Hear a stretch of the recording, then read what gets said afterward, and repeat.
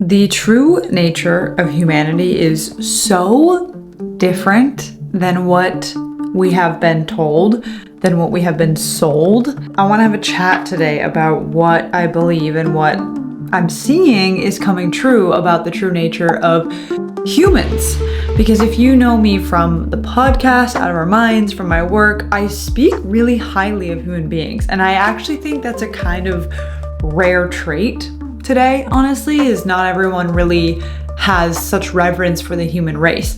And I feel part of my mission is to wake up the divinity that's in humans naturally, so that when we look to one another, we just see a reflection of God. And that's my opener. Okay, I have just 3 things I want to share that all relate, and some of it has really been inspired by the current rabbit hole that I'm in, that I'm researching for my book. I mentioned this in my last video about sacred geometry, the flower of life. This all relates because I've been studying the fields of Gene Keys, human design. You can almost say I've been like studying creativity, human creativity, for many years as well, through understanding it in terms of what resistance really is, understanding the blocks and limitations that stop people from going to their stage, their, easel of where they're going to do the creative act.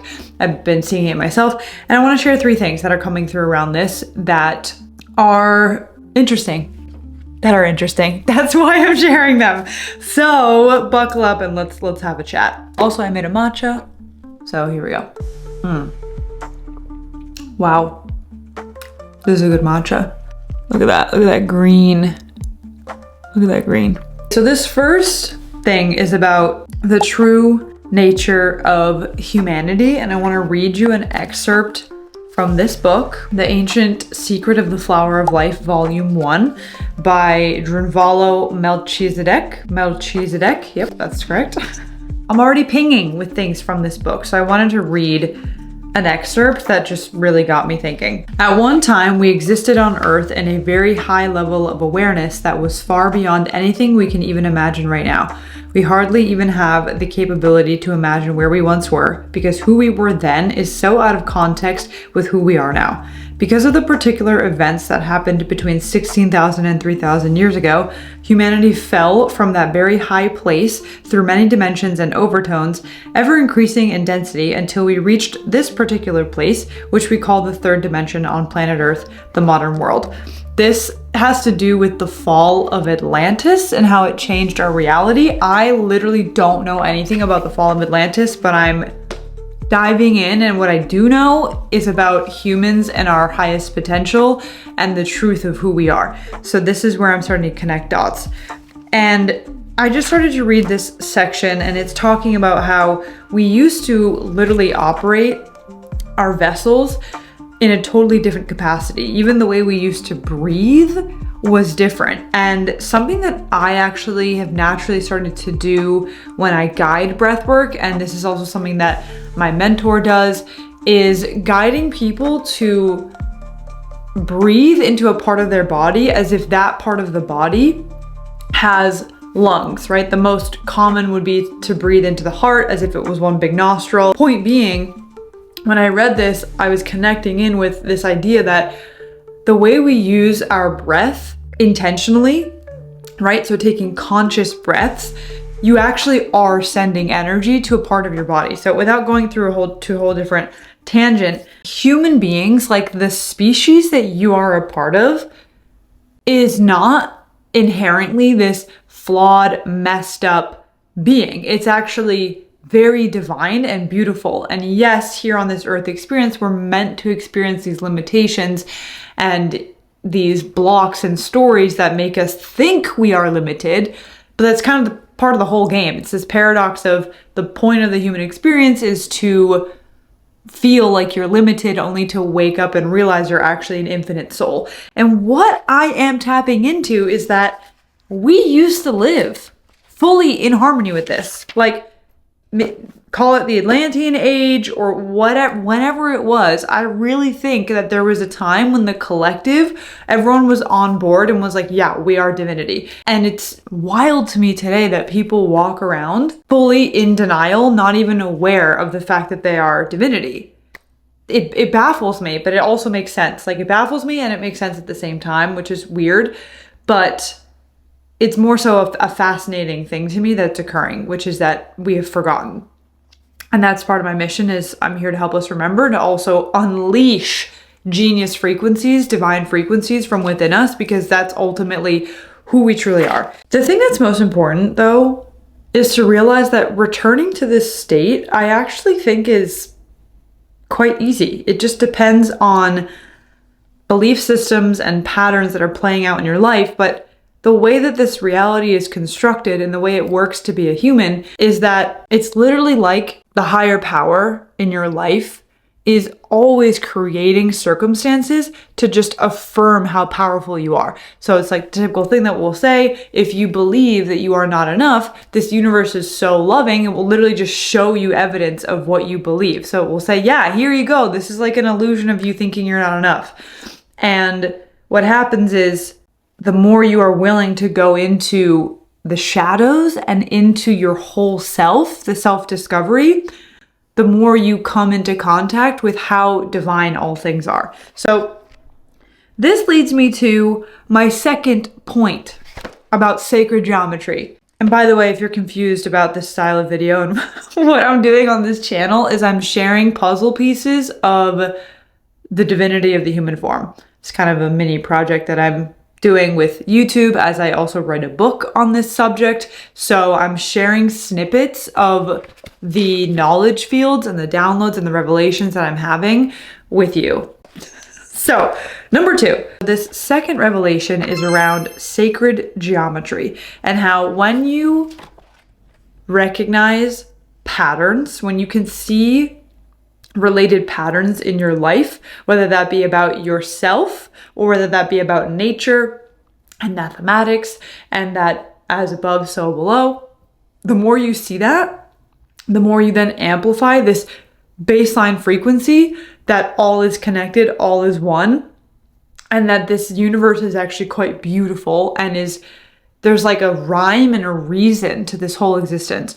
So the revelation that I had around sacred geometry was that when you see those patterns, you're also going to be able to dissolve the fears that you have. So I'm going to read a section of what I wrote. Let me get my laptop. Oop. And this is highly secret stuff. So if you happen to be tapping into this, congratulations. I'm going to read you about this revelation that I had from reading sacred geometry, and I think I'm going to make a video on explaining sacred geometry and how it works, because there's so much coded into those shapes and the flower of life, like this book that's about the flower of life, that will cause these revelations to come naturally. But let me read you what I arrived at, which I thought was pretty profound. There is nothing to fear. As you look out the window and see lightning strike, know that the same phenomenon is occurring within your brain.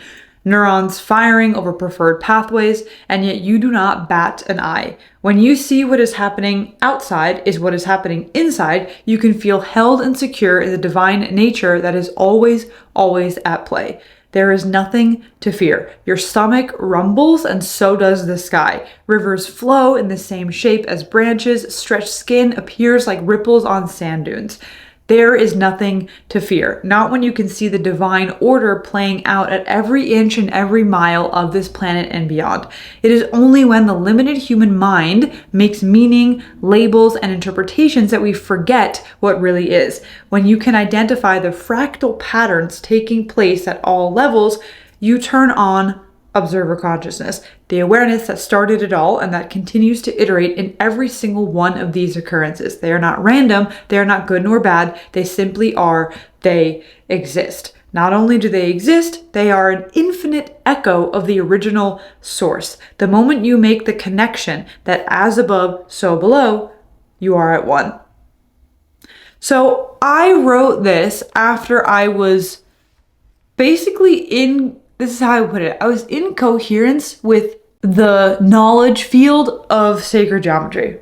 That's kind of how I describe like what happens to me in my brain and when I'm in these states that I think are transcendental, and I literally am receiving entire packets of information with visuals and analogies, and then I write, and this is what happens. But what I want to share is this sentiment that there's nothing to fear, to me, really takes hold, because the more you excavate the inner parts of your psyche and yourself and this earth, the more you see it, you're just going to start to see the same thing everywhere you go. And those same things can basically be brought down to light, patterns of awareness shifting, and then basically just natural phenomena that is seen everywhere. Like I said, that example of lightning striking in the sky could be scary, and then you're like, wait, my brain is literally doing the same thing where there's neurons firing over easy pathways. The same thing is happening in the sky. Why is that exposed through sacred geometry? Because sacred geometry is founded on this idea that at the beginning there was just one point of awareness. There was just one point, right?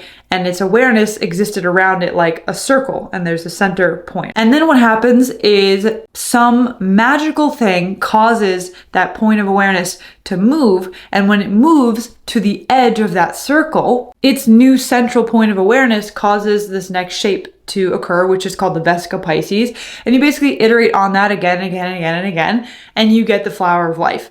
And you get what is essentially the basic fundamental function of creation. Creation coming from awareness moving. Creation is simply your awareness in motion. This is a total, constantly vibrating, moving universe. That's why when you do your creative act, you are at one with the higher power. That is why you just simply moving yourself and your awareness through your field is an act of creativity. It's fucking cool. It's fucking cool. The third thing I wanted to share, when you are on this personal development journey, and many of you are doing healing work and are discovering hidden parts of yourself, you are journeying to the underbelly, to the root of where your perceptions were born, right? Either through a childhood experience or some soul lesson that you're here to learn.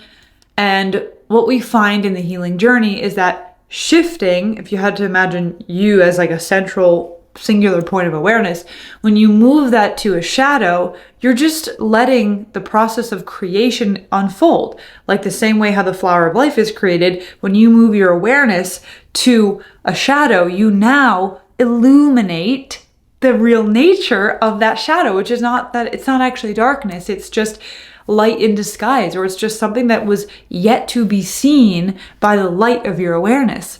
And I have experienced this countless times in healing, where I'll be able to revisit an old traumatic experience that caused me to create a certain identity or a certain story and belief that then my world was standing on.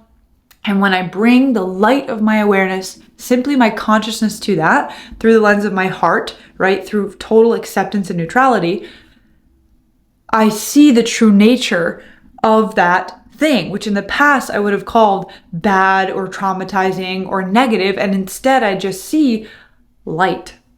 I just see my soul moving through this human experience, learning lessons, picking up codes and data, and you know what else it was doing? Creating experiences through awareness. I'm going to pause here because I would love to know if this is resonating and if you're getting any pings with me. And this is fun. I'm enjoying this. I want to come on here more and just riff face to face through the camera what I'm learning and letting myself just, you know, it's like Doechii. You guys know that artist Doechii? I feel like it's so cute and fun that she was documenting the realness of her journey on her come up. And I love that I just get to hold both. I get to be running the successful podcast that is Out of Our Minds, and I get to also come on here and let you in on the fact that I'm a student of life and I'm still learning, and then I'm going to share it with you in the book that I'll be releasing probably in a year. I don't know. I'm sharing a lot of things about this that I didn't think I would share, and I'm pretty giddy excited about it because it's my first one.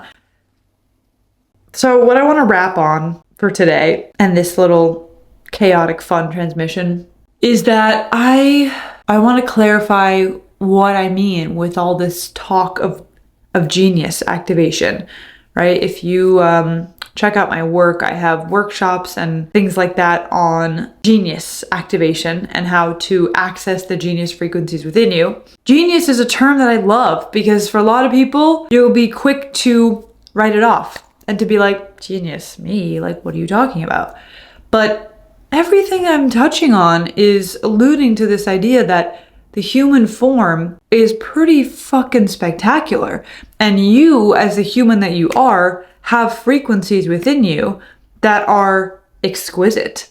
And when they get expressed, it is the process of expressing genius, expressing high frequencies, otherwise known as divine gifts. And when I tap into sacred geometry, lessons of the past, tapping into the state that human beings used to be in, I think to myself, wow, what a beautiful time to be alive, where we're remembering all these things about ourselves and we are ready to pop off on that knowledge and be walking embodiments of it. So if you're here, know that you're tapping into genius codes and you're ready to unlock them yourself. And if you want to go deeper into all of this, that's where I recommend going to check out the Out of Our Minds podcast, which is what I co-host with my best friend, Nikki. Nikki also has an amazing YouTube channel that you can check out. Also, if you want to do work specifically on unlocking your genius, I would just head over to my Instagram because that's where you're going to find the latest on all of that and find workshops, courses, and all the good things in relation to unlocking the genius within. And I'll start by plugging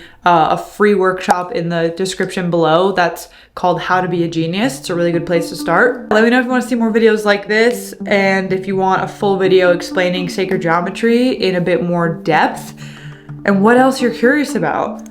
Let's fucking party. How about it? Cheers.